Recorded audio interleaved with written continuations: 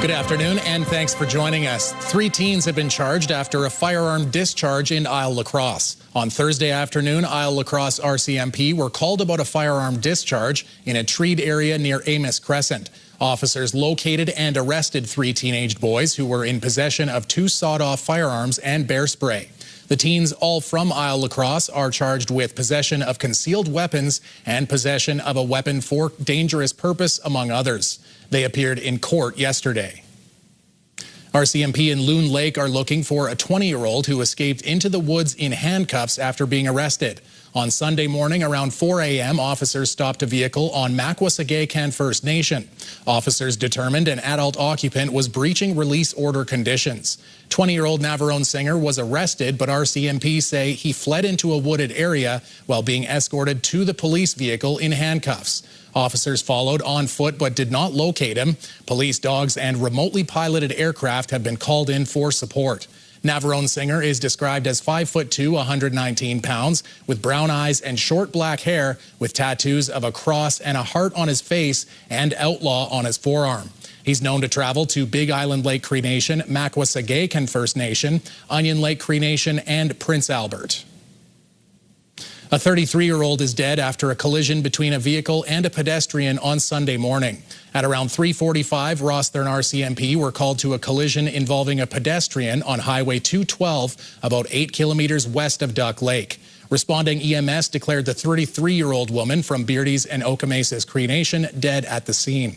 Her family has been notified. The driver of the vehicle stayed at the scene. The driver and passenger were not injured. RCMP will continue to investigate with help from a collision reconstructionist.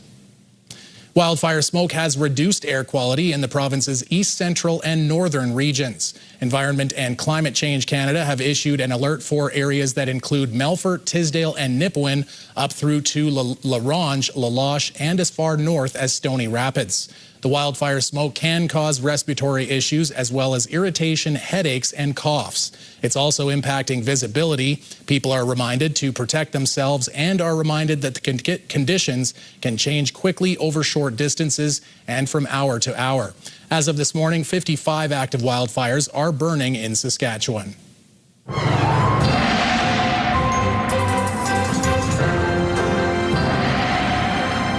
Well, Jeff, I haven't really noticed it, but people are starting to pick up on it and tell me that they're starting to smell the smoke and feel the kind of scratchy throat. Yeah, I can understand that. It's a little hazy out there in and around Saskatoon and Prince Albert. And so with that haze is certainly an indication that, yes, there is particulate matter in the air. And those are the things that can cause that irritation, as you mentioned just now and in your story. What we've got going on in terms of active weather is not much. Big area of high pressure continues to dominate the situation across the Prairie provinces, but there will be some pop-up showers, particularly along the foothills, and some of that might migrate towards Saskatchewan. We don't expect it to be big and impactful, but that could change, and we'll talk a little bit more about the long-range forecast later on. Premiers' meetings are underway in Charlottetown this week after President Donald Trump imposed new tariffs on Canadian products. President Trump signed orders on Monday imposing 50% tariffs on milk products, hockey sticks, flowers and bulbs, clothing and paper products.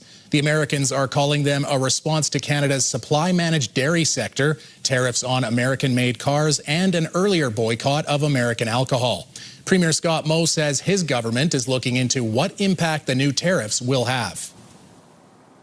It appears to be, some impact in Saskatchewan, but it doesn't appear to impact those natural resources and our agri-food products, which are the largest exports that we have to the U.S. for this current conversation. We have other impacts from previous tariffs that are in place that are impacting the forestry industry, our manufacturing industry. Some of those are larger in other parts of Canada. We understand that.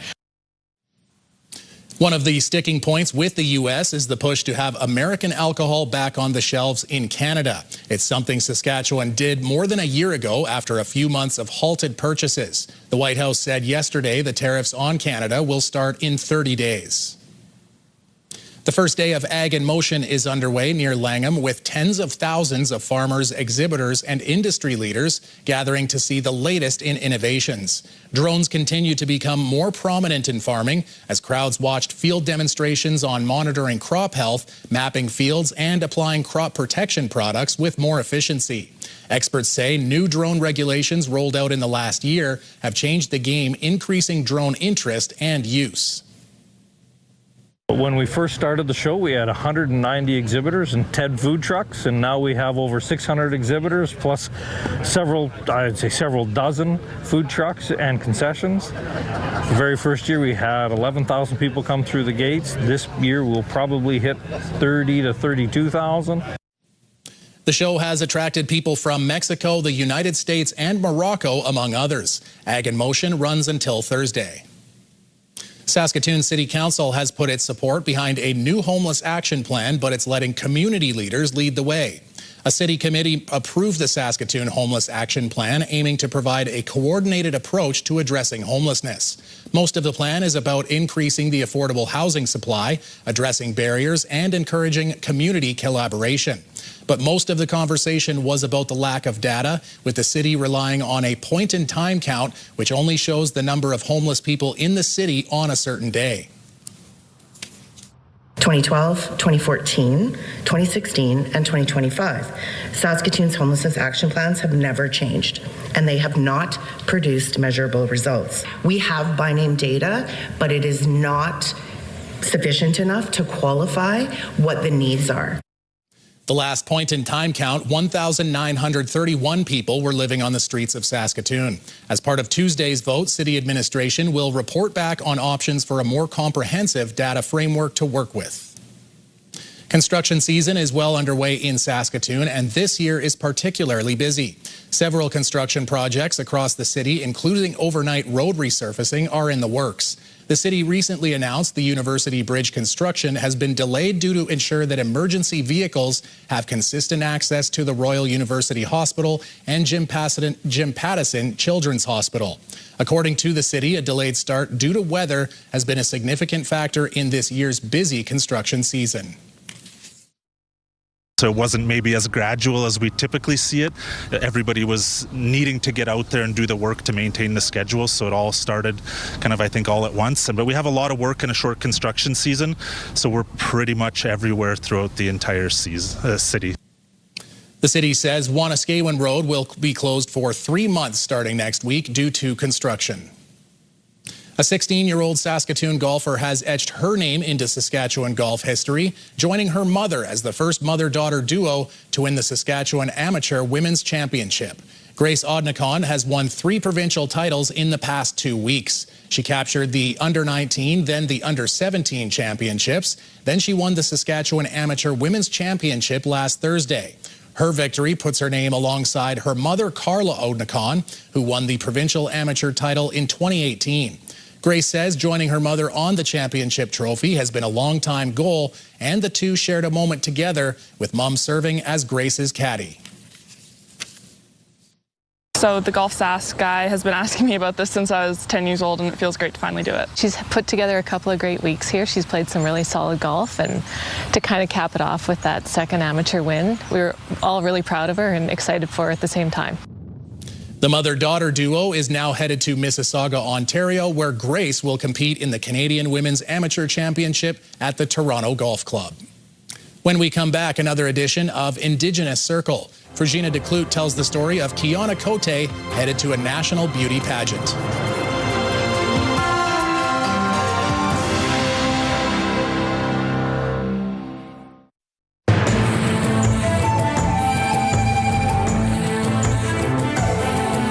Greetings, everyone. This month, 20 contestants will meet in Ontario to find out who will be the next Miss Indigenous Canada. The competition focuses on character, community service, and cultural involvement. 4 women from Saskatchewan will be making the trip, including one from the Chickasaws First Nation. Frigina DeClute brings us the story. Kiana Cody stands in front of a sign honoring an advocate and long-serving chief of the Ojibwe First Nation. And just like Margaret Bear, this 27-year-old law student is set out to achieve great things. My focus, especially running for Miss Indigenous Canada, is always about promoting philanthropy and charity and always giving back. She was selected out of roughly 100 applicants from across the country to represent her community at the 2026 Miss Indigenous Canada pageant. Every time something comes out of her mouth, it's always good. It's not negative, and it's always, in the name of peace, in the name of sharing and getting along. For Kiana, the pageant is about more than just beauty. As a final year law student at the University of Saskatchewan, it's a platform for her advocacy. Bringing it to the platform of our important issues such as MMIWG and also like the high incarceration rates we have as First Nations people in our jails, and also helping reframe the narrative of justice. Supporting her is Chickasaw First Nation, who are fighting their own legal battle for the right to be recognized as its own people. There's leadership all over her, So, whatever she chooses, I'm sure she's going to be good at it. And whatever it is, she's going to put 100% into it. So God bless her. Kiana says she'd like to stay in the area to represent her people in the justice system. We have a saying in our family, it's not what the community can do for you, it's what you can do for your community. So it's really important for not only myself, but for my family members. Having already raised $10,000 for a Winnipeg charity, she's got every chance to realize her goal. For Indigenous Circle, I'm Frujina Daklut. If you have a story you would like to see in this segment, here's how to reach us. You can contact me by email, and you can also watch past episodes and segments of Indigenous Circle on our CTV Regina and CTV Saskatoon websites. Indigenous Circle, brought to you in part by Saskatchewan Indigenous Enterprise Foundation, growing the First Nation entrepreneurial spirit. Jeff has a look at weather when we come back, and medical experts worry Canada's losing its strength when it comes to clinical trials.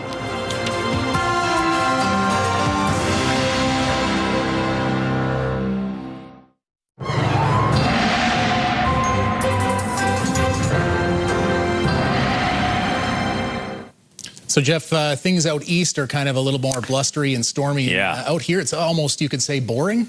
Well, we'll say it's placid. Let's go with that. It's pretty straightforward right now, John. We have this high pressure area that I mentioned in place. Now, it's not going to be sticking around for the whole week or something like that. Certainly, some parts of the province are going to be seeing much more in the way of active weather as we head into the weekend. But right now, we've got ourselves this high pressure area in place. Now, there will be some possible thunderstorms sort of popping up in parts of Alberta, but ultimately, Saskatchewan looks like it's going to be pretty placid. So let's take a look and see what we've got going on here.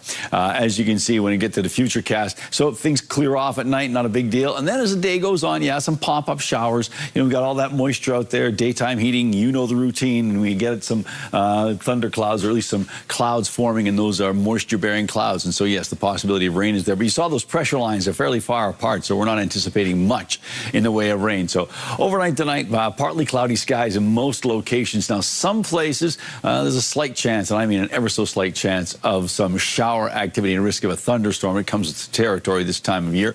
But as you can see, the overnight temperatures a little cooler than we have had in the last few days, which is good news. Temperatures of around 12 and 13. That's pretty close to seasonal for this time of year. For tomorrow, though, temperatures above seasonal yet again. 27 degrees for Spiritwood under mainly sunny skies. But then the Battlefords, there's a chance of some showers and risk of a thunderstorm. And as we make our way eastward, temperatures don't really change all that much, and neither do the sky conditions. We're dealing with mainly cloudy skies and 27 for a high in Candle Lake, Birch Hills, Rostern, Nipawin, and Melfort. So a pretty consistent temperature pattern and sky conditions for the most part in the Lakeland region.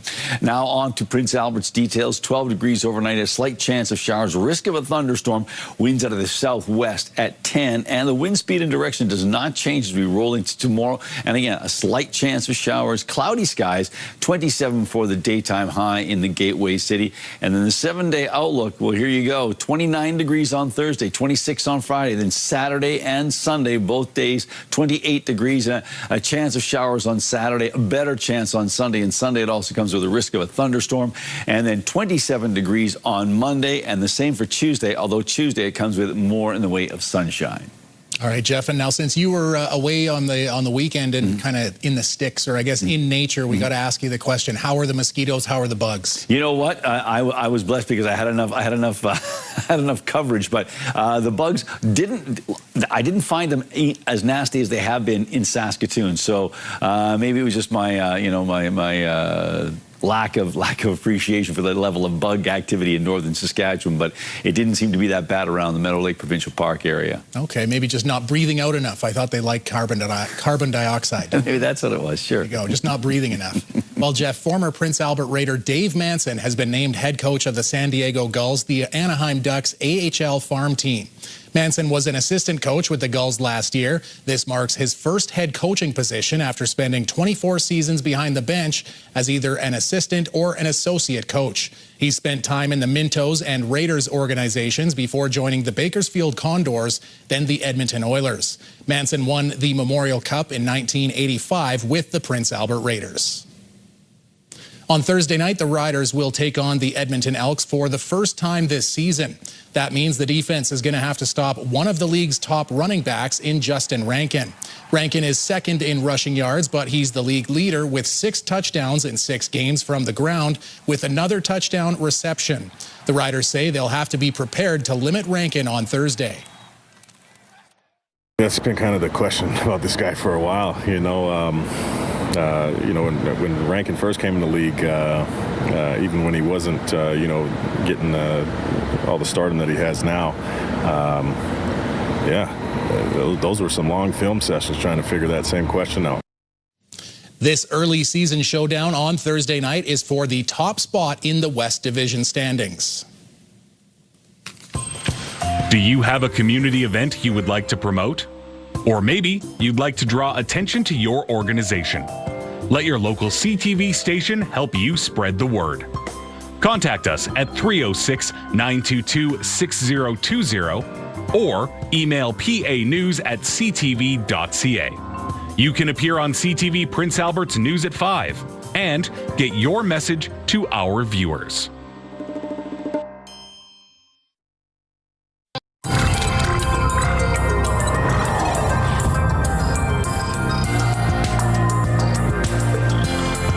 Clinical trials can offer patients hope when no other treatments are available. But one group says Canada's prominence in clinical trials is slipping.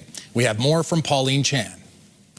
In some disease areas like oncology, it can mean a difference between life and death. A clinical trial is an opportunity for Canadians to access new innovative medicines, cutting-edge therapies and specialized care. Pharmacist Bettina Hamlin of Innovative Medicines Canada worries that Canada's once leading role as a place to hold clinical trials is slipping. And we're losing that competitiveness because other countries are really stepping up and attracting clinical trials into their jurisdictions. That's despite Canada having top universities, renowned researchers, and excellent hospitals. It takes on average 2 years for Canadians to then access that medicine.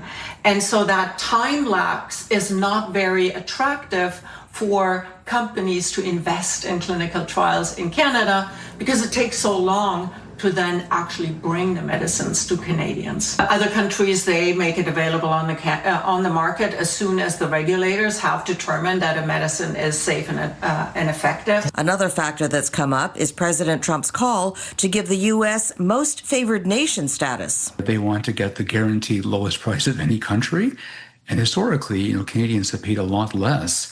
So some companies may not want to launch a new medicine and set a low bar that may affect their market in the American market, for example. Barry Stein knows the importance of access to clinical trials. He was diagnosed with colon cancer in 1995 and went through 2 clinical trials, one in California, one in Montreal. What we believe is that we have to improve the way we do things in Canada to encourage investment in life sciences and ultimately in new products that patients can avail themselves of in Canada. He says streamlining the process, such as Ontario has done with its FAST program, accelerating access to certain cancer drugs, will help not only patients, but also the healthcare industry.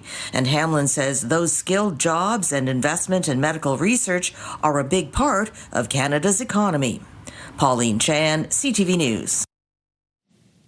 2 girls who were diagnosed with cancer are getting the full RCMP experience at the Edmonton International Airport. For the next 2 days, 10-year-old Maya Ferguson and 11-year-old Haley Nedeluk have been given the honorary title of being co-commanding officers of the RCMP in Alberta.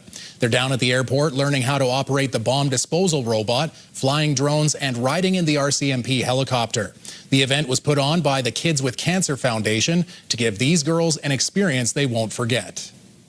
It's just really awesome because, like, not many people get to do this, and, well, this is like a once-in-a-lifetime opportunity.